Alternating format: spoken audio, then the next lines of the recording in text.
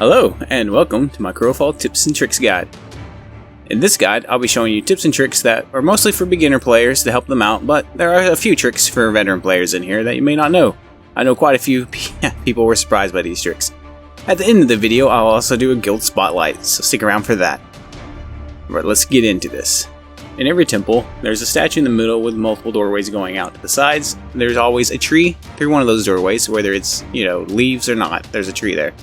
You run into this room here, and drop down to the pedestal. You'll be able to refill your food and your health just by simply holding F right here at this terminal pedestal thing. Alright, so just hold F, and there we go. Food and health regen. Alright, for the next trick, you go back to the center of the temple, whatever temple you're in, and you can head over to one of these braziers, and you can sacrifice that. And you can find these throughout the world in different places, but this is where the easiest place to get to them is. Right? So you can just drop sacrifice and lore items in here to gain experience points. You can put other things in here too, but they're not usually worth it as much. Right, one thing you want to watch for though is when you're putting items in here. See, I have 1482 experience possible to get to level 18. If I was to throw 1600 or even 2000 experience points in there, I would still only get the 1482. So make sure you're only putting what you need in there. For our next tip, splitting stacks.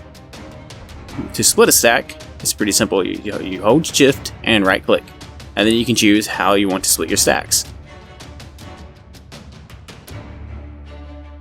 To equip a vessel, you'll right click on the vessel to equip it, and then it will ask you if you want to upgrade your vessel, and it consumes and replaces your current vessel. So hit confirm, and there you go. That upgrading your vessels is as easy as that.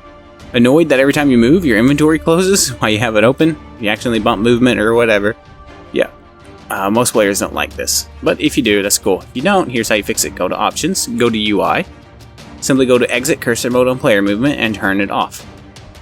And now, whenever you move with your inventory open, your inventory stays open.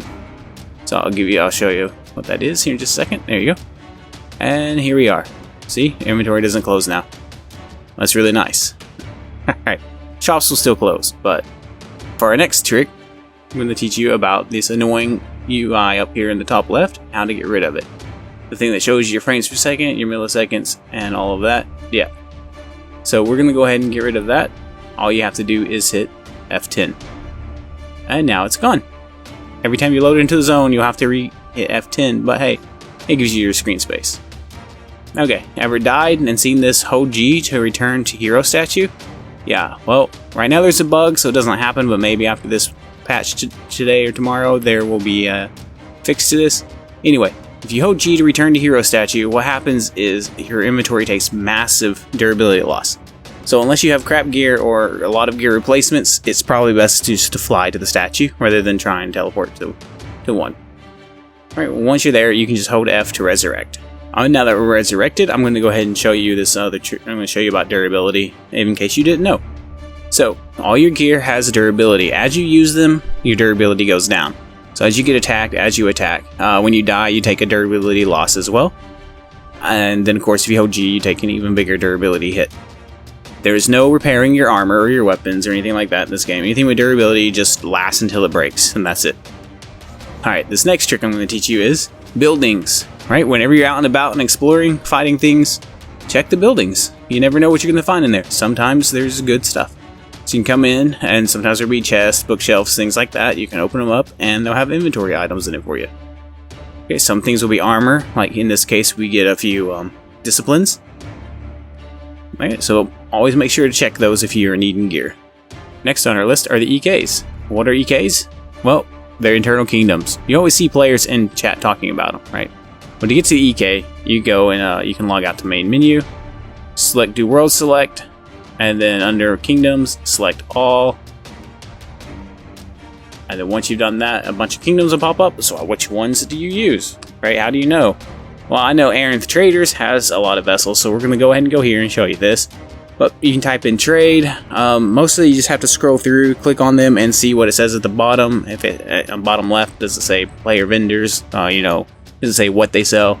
Check those kinds of things. Okay, once you're in the player's kingdom, the internal kingdoms or EKs, right? You'll see them all named all those things in chat. Then you have to explore. Yeah, so these are built like the worlds, right? So now you can explore around and see what they have. So a lot of them will put their markets as close to the center as possible. I know Aaron here, they have theirs. I may be saying that wrong, so sorry if I am. You can also access your vault here that's shared with your infected and God's Reach vault, but not your Dregs vault. Okay. So if you we're just going to kind of run over here real quick and show you this. Player vendors look like this. They have the little gold crow above them, and you can just access them, and they have shops. So we'll run around here and show you. There's a bunch of different shops, so there's places for more shops to be there, and then as we run along, there's, just this is what Eternal Kingdoms are, basically. Player housing, guild housing. You need to be careful when you go into one to make sure that the zone doesn't say it's for PvP. I'm not 100% sure if you can lose your items or not in PvP player kingdoms. Maybe not. It might follow the same rules as Affected. But if it follows the rules as Dregs, you could lose your inventory. Don't go to those worlds if you have gear you don't want to lose. For our next trick, we're going to talk about the hunger. What is the hunger? It's these frozen areas. When you come up to them, there's resources frozen in them. And while you're in it, your hunger depletes quickly. And you can see the debuff hunger on the side. It looks like snow, right? Looks like the ground is frozen. So to get rid of it, you come up and you mine these hunger crystals. So you got to get rid of these, and then the entire zone will clear out of being frozen.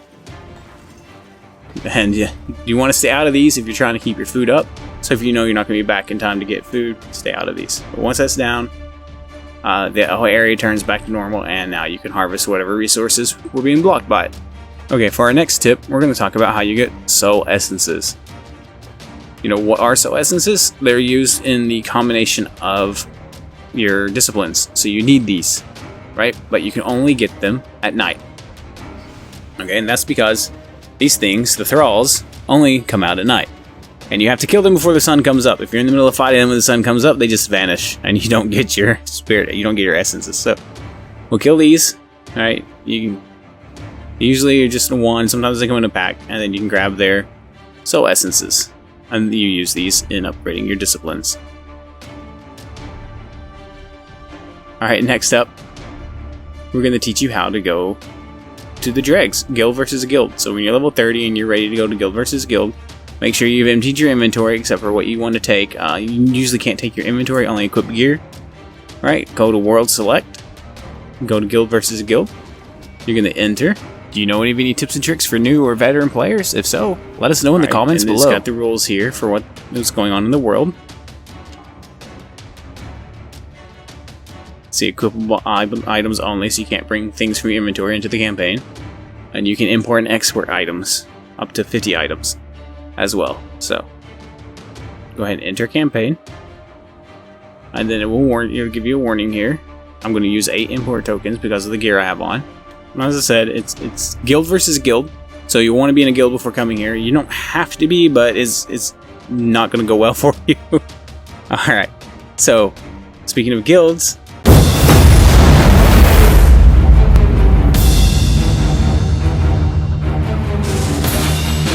Death, a new player-friendly guild, is currently recruiting.